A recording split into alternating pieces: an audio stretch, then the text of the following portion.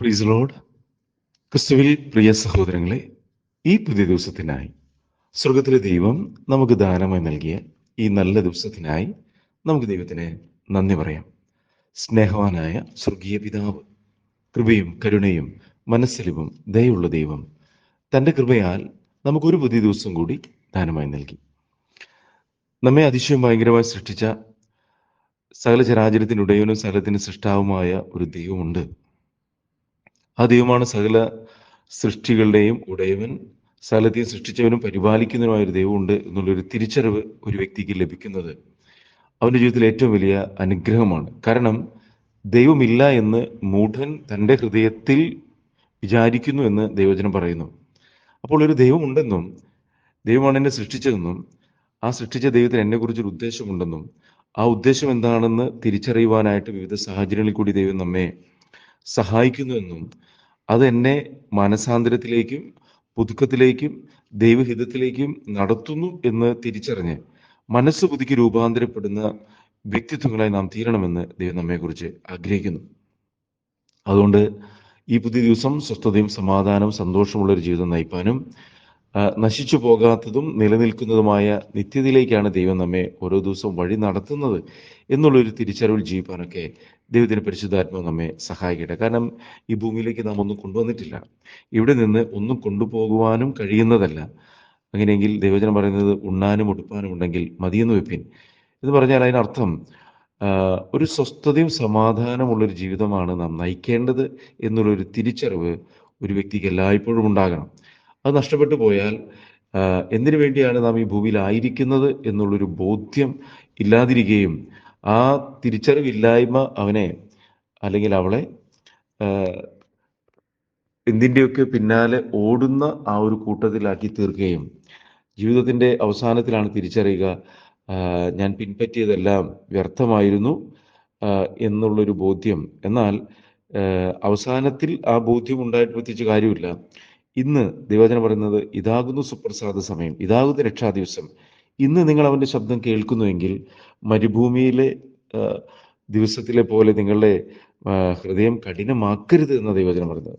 അതുകൊണ്ട് ഹൃദയം കഠിനമാക്കാതെ ദൈവമേ അങ്ങയുടെ ഇഷ്ടം എന്താണോ അതെൻ്റെ ജീവിതത്തിൽ നിറവേറുവാനായിട്ട് ഞാൻ എന്നെ തന്നെ സമർപ്പിക്കുന്നു എന്നുള്ളൊരു ആഗ്രഹത്തോടെ ദൈവത്തിൻ്റെ ഹിതത്തിലേക്ക് തന്നെ താൻ സമർപ്പിക്കുന്ന വ്യക്തികളോട് ദൈവം ഇടപെടുകയും അവരുടെ ജീവിതത്തെ സമൂലമായി മാറ്റുവാനായിട്ട്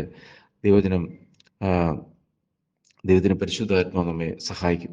ഇന്നത്തെ ചിന്തയ്ക്കായിട്ട് സഭാപ്രസംഗിയുടെ പുസ്തകം 12-ാം അധ്യായം 13-14 വാക്യങ്ങൾ. അവിടെ ഇങ്ങനെ പറയുന്നത്, എല്ലാറ്റിൻ്റെയും സാരം കേൾക്കുക, ദൈവത്തെ ഭയപ്പെട്ട് അവൻ്റെ കൽപ്പനകളെ പ്രമാണിച്ചു കൊള്ളുക, അതാകുന്നു സകല മനുഷ്യർക്കും വേണ്ടുന്നത്. ദൈവം നല്ലതും തീയതും സകല പ്രവൃത്തിയെയും സകല രഹസ്യങ്ങളുമായി ന്യായവിസ്താരത്തിലേക്ക് വരുത്തുമല്ലോ. ഏറിയ പങ്കും ആളുകൾക്ക് തിരിച്ചറിയാത്തൊരു കാര്യമാണിത്, ഇങ്ങനെ ഒരു സംഭവം ഉണ്ടെന്ന്. കാരണം മനുഷ്യൻ്റെ ചിന്ത എന്ന് പറയുന്നത് എങ്ങനെ വേണമെങ്കിലും ജീവിക്കാം, ഒരു കുഴപ്പമില്ല, ആരും ചോദിക്കത്തില്ല, ആർക്കും കണക്കൊന്നും കൊടുക്കണ്ട, തിന്നുക, കുടിക്കുക, ആനന്ദിക്കുക, എൻ്റെതായിട്ട് ഇഷ്ടങ്ങളിൽ ജീവിക്കുക, എൻ്റെ കയ്യിൽ പണമുണ്ട്, എൻ്റെ കയ്യിൽ എനിക്ക് പേരുണ്ട്, എനിക്ക് പ്രതാപമുണ്ട്, എനിക്ക് വസ്തുവകകളുണ്ട്, ഞാൻ എൻ്റെതായ രീതിയിലൊക്കെ ജീവിക്കും. ആ ധനവാൻ പറയുന്നത് പോലെ അവന് ഒത്തിരി വസ്തുവകകളുണ്ടായി, വിളവ് ഒത്തിരി വർദ്ധിച്ചു. അപ്പോൾ പറഞ്ഞു, ഞാൻ ഇനിയും കളപ്പുരകൾ എൻ്റെ വലുതാക്കും, ഞാൻ അതിലെല്ലാം കൂട്ടിവെക്കും, എന്നിട്ട് ഞാൻ എന്നോട് തന്നെ പറയും, തിന്നുക, കുടിക്കുക, ആനന്ദിക്കുക എന്ന് എന്നോട് തന്നെ ഞാൻ പറയും എന്ന് പറയുമ്പോൾ അവിടെ ദൈവം അവിടെ പറയുന്നൊരു വാക്യമുണ്ട്, മൂഢ, ഇന്ന് നിന്റെ ജീവനെ ഞാൻ ചോദിച്ചാൽ നീ ഉണ്ടാക്കി വെച്ചതൊക്കെ ആർക്കായി തീരും? എന്നിട്ട് പറയുന്നുണ്ട്, ദൈവവിഷയമായി സമ്പന്നനാകാതെ തനിക്ക് തന്നെ ഉണ്ടാക്കി വെക്കുന്നതിൻ്റെയൊക്കെ ഗതി ഇതുപോലെയാണ്. അപ്പോൾ ഒരു വ്യക്തിയുടെ ജീവിതത്തിൽ അവൻ തിരിച്ചറിയണം, ഒരുവൻ ലോകം മുഴുവൻ നേടിയാലും ജീവനെ നഷ്ടപ്പെട്ടാൽ ഒരു പ്രയോജനവുമില്ല. അങ്ങനെയെങ്കിൽ ദൈവത്തിൻ്റെ എന്നെക്കുറിച്ചുള്ള ഉദ്ദേശം മനസ്സിലാക്കി അതിനൊത്തവണ്ണം ജീവിതത്തെ ക്രമപ്പെടുത്തുന്ന ഒരു വ്യക്തി, അവനാണ് യഥാർത്ഥത്തിലുള്ള ജ്ഞാനി എന്ന് പറയുന്നത്. അതുകൊണ്ടാണ് ഇവിടെ പറയുന്നത് എല്ലാറ്റിൻ്റെയും സാരം കേൾക്കുക.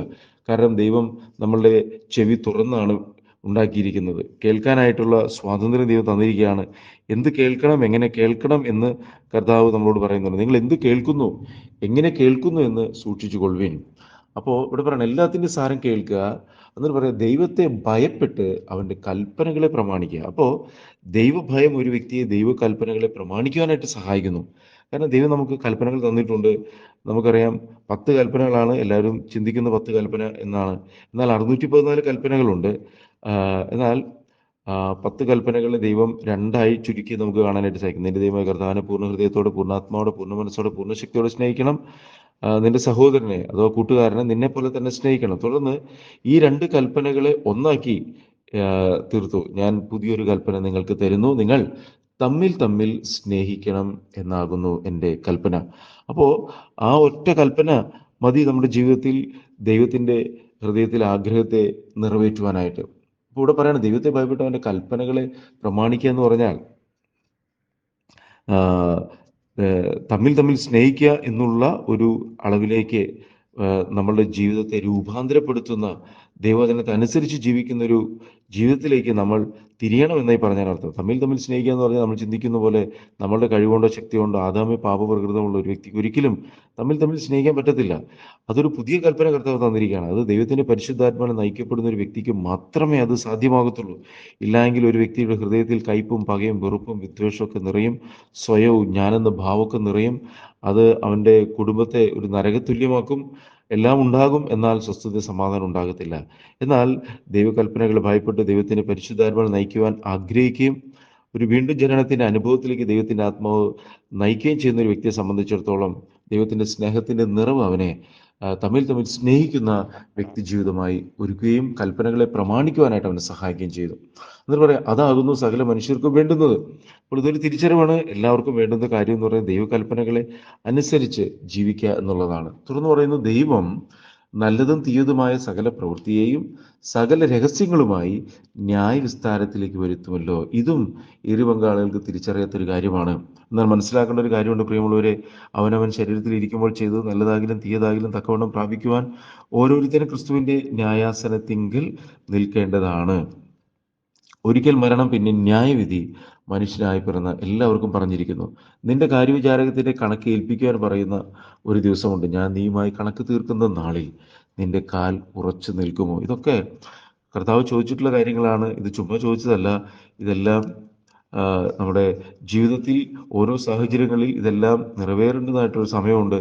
അന്ന് കൃത്യതയോടുകൂടി ദൈവസന്നിധിയിൽ പ്രാഗൽഭ്യത്തോടെ നിൽക്കണമെങ്കിൽ ഇന്ന് നാം ദൈവവചനം അനുസരിച്ച് ജീവിക്കണം. അതുകൊണ്ടാണ് ദൈവവചനത്തിൽ നിന്നും കുറയ്ക്കാതെ കൂട്ടാതെ വചനം അനുസരിച്ച് ജീവിക്കാനായിട്ട് നമ്മൾ ആഗ്രഹിക്കുകയും അത് കൃത്യതയോടുകൂടി പറയുവാനായിട്ട് ആഗ്രഹിക്കുകയും ചെയ്യുന്നത്. അതുകൊണ്ട് ഇവിടെ പറയുന്നത് ദൈവം നല്ലതും തീയതുമായ സകല പ്രവൃത്തിയെയും കണ്ടോ, നല്ലതും തീയതുമായ സകല പ്രവൃത്തി, നമ്മളുടെ പ്രവൃത്തികളെ, സകല രഹസ്യങ്ങളെ. ഇനി അടുത്തത് രഹസ്യങ്ങളാണ്.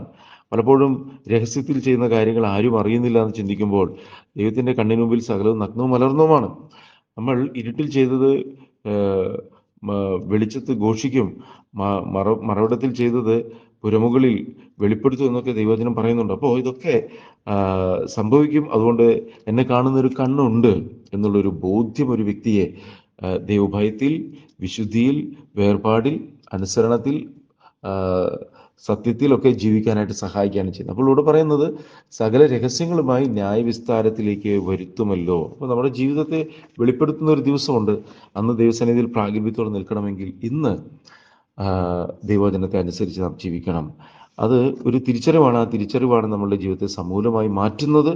അതുകൊണ്ട് ദൈവത്തെ ഭയപ്പെട്ട് പാപവഴികളെ വിട്ടുതിരിഞ്ഞ് ദൈവവചനത്തിൽ കൂടി ജീവിക്കാനായിട്ട് പരിശുദ്ധാത്മാവ് നമ്മെ സഹായിക്കട്ടെ. പ്രാർത്ഥിക്കാം. കർത്താവ് സ്വർഗ്ഗസ്ഥ പിതാവേ, അളവറ്റ കൃപയും കരുണയും സ്നേഹം ഞങ്ങളുടെ മേൽ പകരുന്ന ദൈവമേ, അങ്ങ് ഞങ്ങൾ അതിശയം ഭയങ്കരമായി സൃഷ്ടിച്ച് ഭൂമിയിലാക്കിയിരിക്കുന്നതിന് അങ്ങേക്ക് വലിയ ഉദ്ദേശമുണ്ടെന്നും അങ്ങ് ഞങ്ങൾക്ക് ഒരുക്കിയിരിക്കുന്ന തേജസ് പ്രാപിക്കാൻ വേണ്ടിയാണെന്നും ആ തേജസ് ഞങ്ങൾ പ്രാപിക്കുന്നത് ദൈവവചനത്തിൻ്റെ അനുസരണത്തിൽ കൂടിയുള്ള ജീവിതത്തിൽ കൂടിയാണെന്ന് തിരിച്ചറിഞ്ഞുകൊണ്ട് ഇന്ന് എന്ന് പറയുന്ന ദിവസം വചനത്തെ അനുസരിച്ച് ജീവിക്കാൻ കർത്താവെ ഞങ്ങളെല്ലാവരും അങ്ങ് സഹായിക്കണമെന്ന് പ്രാർത്ഥിക്കുന്നു. ഈ വചനം കേൾക്കുന്ന ഓരോ മക്കളുടെയും ബുദ്ധിമണ്ഡലങ്ങളെ തുറക്കണം, തിരുവഴുത്തുകളെ തിരിച്ചറിയാൻ ബുദ്ധിയെ തുറക്കണം. സ്വർഗത്തിൽ സ്ഥിരമായിരിക്കുന്ന വചനം അതേ ആത്മാവിൽ ഗ്രഹിച്ച് അനുസരിപ്പാൻ എല്ലാവരെയും അങ്ങ് സഹായിക്കണമെന്ന് പ്രാർത്ഥിക്കുന്നു. കർത്താവിൻ്റെ കൃപയും കരുതലും എല്ലാവരുടെ മേലും പകരണം. ഓരോ ഭവനങ്ങളും സ്വർഗീയ ഭവനങ്ങളായിരിക്കാൻ കർത്താവ് സഹായിക്കണം. പ്രത്യേകാൽ ഭാര്യ ഭർത്തൃബന്ധം, മക്കളോടുള്ള ബന്ധം, അമ്മയപ്പന്മാരോടുള്ള ബന്ധം, സഹോദര ബന്ധം, ഇതൊക്കെ ദൈവവചനപ്രകാരമായിരിക്കാൻ കർത്താവ് സഹായിക്കണം. കർത്താവെ ഏതെങ്കിലും മേഖലകളിൽ കർത്താവെ ബന്ധങ്ങളിൽ വിള്ളലുകൾ ഉണ്ടെങ്കിൽ കർത്താവെ കയ്പും പകയും വെറുപ്പും ഹൃദയ കാഠിന്യവും ഒക്കെ ഉണ്ടെങ്കിൽ അതെല്ലാം മാറി കർത്താവെ ക്ഷമിക്കാനും മറക്കാനും പൊറുക്കാനുള്ള ഒരു ഹൃദയം നൽകണമെന്ന് പ്രാർത്ഥിക്കുന്നു. നിത്യരാജ്യത്തിന്റെ പ്രകാശനത്തിൽ ജീവിപ്പാൻ കർത്താവെ എല്ലാവരെയും അങ്ങ് സഹായിക്കണം. ഞങ്ങൾ എല്ലാവരെയും ദൈവകരങ്ങളിലേക്ക് സമർപ്പിക്കുന്നു. പരിശുദ്ധാത്മാവിനാൽ എല്ലാവരെയും അഭിഷേകം ചെയ്യണമേ. ഓരോ ദിവസവും അങ്ങ് പകരുന്ന കൃപ വ്യർത്ഥമായി പോകാതെ ഇന്നത്തെ ദിവസം കൃപയിൽ ആശ്രയിച്ചുകൊണ്ട് ജീവിപ്പാൻ എല്ലാവരെയും സഹായിക്കണം. പരിശുദ്ധാത്മാവിനാൽ അഭിഷേകം ചെയ്യണമെന്ന് പ്രാർത്ഥിക്കുന്നു. കർത്താവ് ചെയ്യുന്ന കൃപയ്ക്കായി നന്ദി. യേശു ക്രിസ്തുവിൻ നാമത്തിൽ പ്രാർത്ഥിക്കുമ്പോൾ കൃപ തോന്നി കേൾക്കണം സ്വർഗീയ പിതാവേ. ആമേൻ. God bless U.